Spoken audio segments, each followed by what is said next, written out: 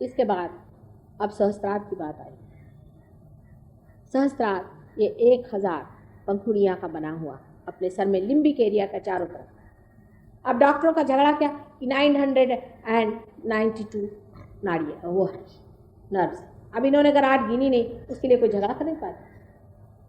जब ये नाड़ियाँ जागरूक हो जाती हैं तो जिस तरह से एक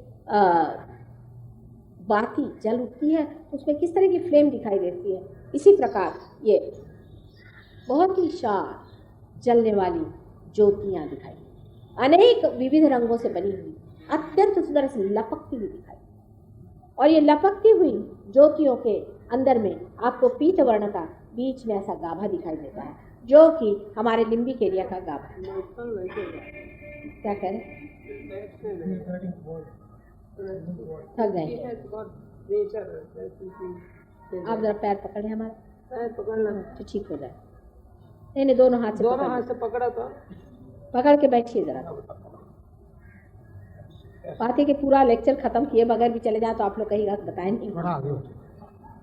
और इसके बाद अब जो सहस्त्रार है उसका मैंने आपसे वर्णन किया है। ये लिम्बिक एरिया, इसके अंदर से जब कुंडलिनी ऊपर की ओर आती तभी मोक्ष होता है, तभी आपका छेदन होता है, और यही होना कुंडलिनी का उत्थान है।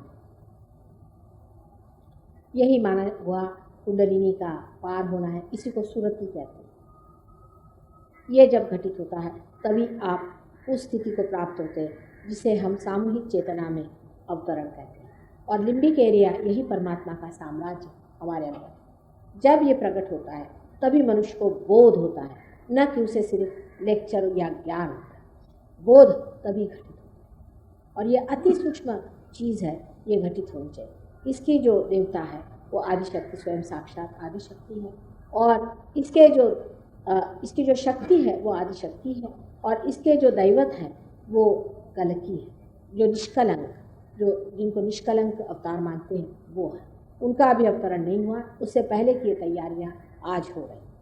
जब ये तैयारियां पूरी हो जाएगी तभी उनका अवतरण होगा।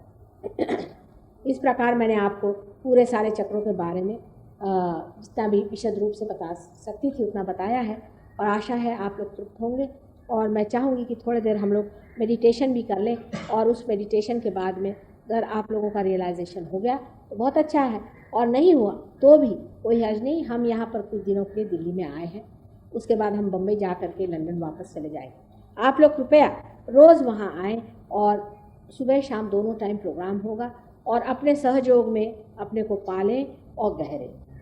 अगर आपने रियलाइजेशन इस वक्त कर लिया तो आपसे मैं पूर्ण तरह बता सकती हूँ कि आपके शारीरिक, मानसिक, बौद्धिक तथा संसारिक भी प्रश्न बहुत से हल हो जाए, और ये अनेकों के साथ हुआ है और आपके साथ हो जाए।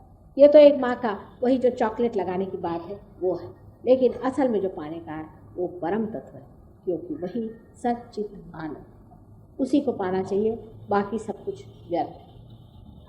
परमात्मा आपको सुबुद्धि दे और आपको वो अनुभव दे जिसके लिए आप अनंत योनियों में से गुजर के आज यहाँ पहुँचे।